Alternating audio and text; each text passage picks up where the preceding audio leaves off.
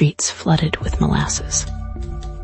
A wave of it, thick, brown, and inescapable, crashed through Boston's North End on January 15, 1919. It wasn't a biblical plague, but for the residents of this bustling immigrant neighborhood, it felt like one. Buildings splintered, horses drowned, and people were swept away in a tide of sticky death. The initial reports spoke of a ruptured water main, a terrible accident. But beneath the surface of this industrial disaster lay a story of greed, negligence, and a looming question: could something so mundane as molasses become a weapon of mass destruction? The year was 1919. America was on the cusp of a new era, yet clinging tightly to old prejudices and simmering tensions. The North End was a vibrant, overcrowded melting pot, primarily populated by Italian immigrants who had come to America seeking a better life. They worked hard, often in the low-paying jobs that others shunned, and lived in the shadow of the massive Purity Distilling Company complex. This industrial behemoth produced industrial alcohol, a key ingredient for munitions, and theoretically, beverages.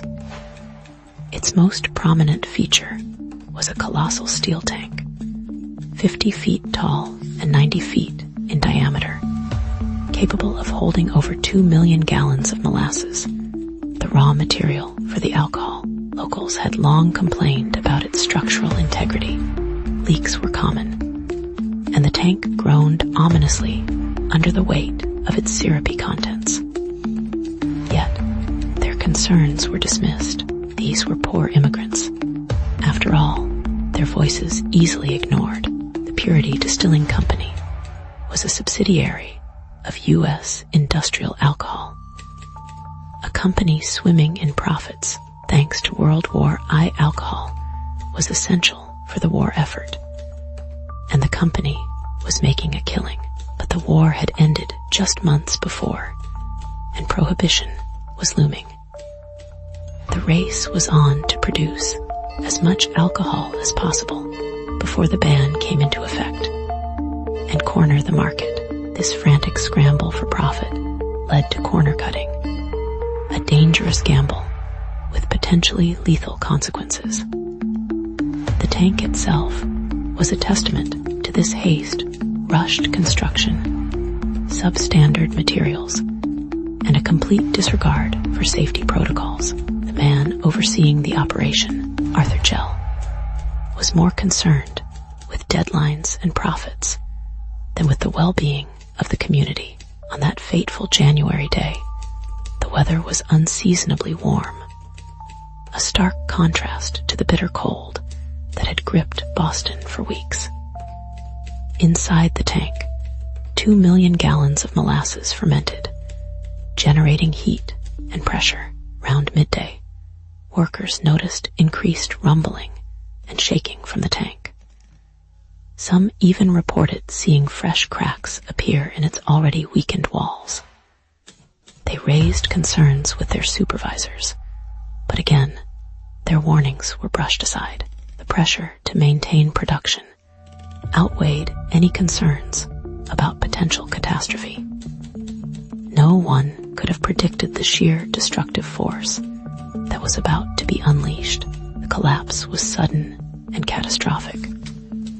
The tank burst open, releasing a tidal wave of molasses into the streets. The initial surge was estimated to be traveling at 35 miles per hour, a sticky, brown tsunami that overwhelmed everything in its path. Buildings were ripped from their foundations, horses were swept away, and people were crushed or drowned in the thick, suffocating goo. The force of the blast was so intense that it registered as a minor earthquake on seismographs miles away. The North End was transformed into a scene of unimaginable devastation. A sticky, brown battlefield littered with debris and bodies. Rescue efforts were hampered by the sheer viscosity of the Molasses. First, responders struggled to wade through the knee-deep sludge, their boots sticking with every step. The wounded were covered in the sticky substance, making it difficult to assess their injuries. It took days to account for all the victims, with some bodies being discovered weeks later, entombed in hardened molasses. The official death toll reached 21, with over 150 injured, but even these figures are likely an underestimation, as many immigrants, fearing deportation, may have avoided seeking medical attention or reporting missing family members. In the aftermath of the disaster, the Purity Distilling Company initially tried to deflect blame, attributing the collapse to sabotage or an act of God. They claimed that anarchists, a common scapegoat at the time, had planted a bomb. They pointed fingers at the unseasonably warm weather, suggesting it had somehow weakened the tank. But the evidence quickly pointed to negligence and cost-cutting as the primary causes. The tank had been poorly constructed, using substandard materials and lacking adequate safety features. It had never been properly tested, and the company had ignored repeated warnings about its structural integrity. The families of the victims, many of whom were poor and uneducated immigrants, refused to let the company off the hook. They hired lawyers and launched a class action lawsuit, seeking justice for their loved ones. The ensuing legal battle was a landmark case, one of the first times in American history that a corporation was held accountable for negligence on such a large scale. The trial was a grueling affair, lasting for years and uncovering a web of deceit and cover-ups. But the victims and their families persevered, determined to expose the truth and hold those responsible accountable. During the trial, a surprising figure emerged, a disgruntled former employee of the Purity Distilling Company.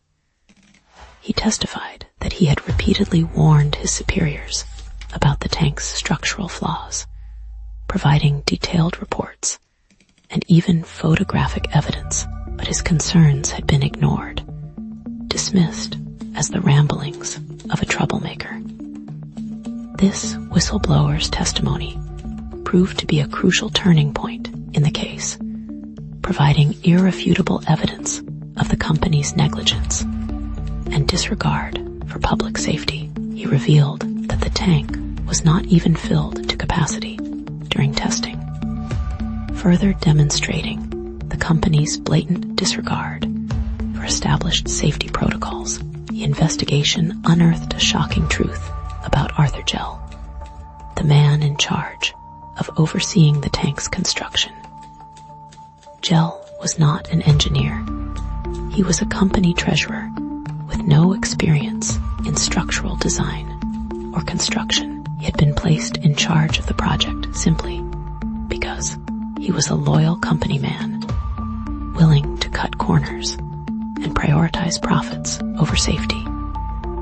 He had ignored expert advice, dismissed warnings, and ultimately made the fatal decision to proceed with the project despite overwhelming evidence of its potential dangers. His actions were not merely negligent, they were reckless and showed a callous disregard for human life. Adding another layer of intrigue, rumors began to circulate about the true purpose of the industrial alcohol being produced by Purity Distilling. While ostensibly intended for munitions and legitimate industrial uses, some suspected that it was being diverted into the illegal liquor trade. Prohibition was just around the corner, and the potential profits from bootlegging were enormous. The Great Molasses Flood, some whispered, was not merely an accident, but a deliberate act of sabotage by rival gangs, eager to eliminate a major competitor In the soon-to-be booming black market for alcohol, the trial dragged on, with conflicting testimonies and shifting allegiances. The Purity Distilling Company continued to deny any wrongdoing, clinging to their narrative of sabotage and unavoidable accident. But the weight of evidence, combined with the emotional testimony of the victims and their families, began to sway public opinion. The judge, after reviewing all the evidence, ultimately ruled in favor of the plaintiffs, finding the Purity Distilling Company liable for the disaster. It was a landmark victory, a testament to the power of ordinary people to hold powerful corporations accountable. The compensation awarded to the victims and their families was substantial, but it could never truly replace the lives that had been lost or the suffering that had been endured. The North End community was forever scarred by the tragedy, the memory of the Great Molasses flood etched into its collective consciousness. The disaster led to stricter regulations and safety standards for industrial facilities, but the lessons learned came at a terrible price. The image of the molasses, thick and unforgiving, remains a stark reminder of the dangers of unchecked corporate greed and the importance of prioritizing human safety over profits. In the years that followed, the North End slowly rebuilt, but the shadow of the flood lingered. The site of the disaster became a park, a memorial to the victims. For years after, residents claimed that on warm days, they could still smell the sweet, sickly scent of molasses in the air, a phantom reminder of the tragedy that had befallen their community. The Great Molasses Flood became a cautionary tale, a symbol of industrial negligence and the devastating consequences of prioritizing profit over people. But there's a final, chilling irony to this story. The molasses that caused so much death and destruction was ultimately intended to produce alcohol, a substance that, under prohibition, would become even more valuable and sought after. The very forces of greed and prohibition that contributed to the disaster ultimately fueled a new era of crime and corruption. The Great Molasses Flood, in its own twisted way, foreshadowed the turbulent years that lay ahead. A sticky, tragic prelude to the Roaring Twenties. And so, the mystery lingers. Was it purely negligence, or was there something more sinister at play?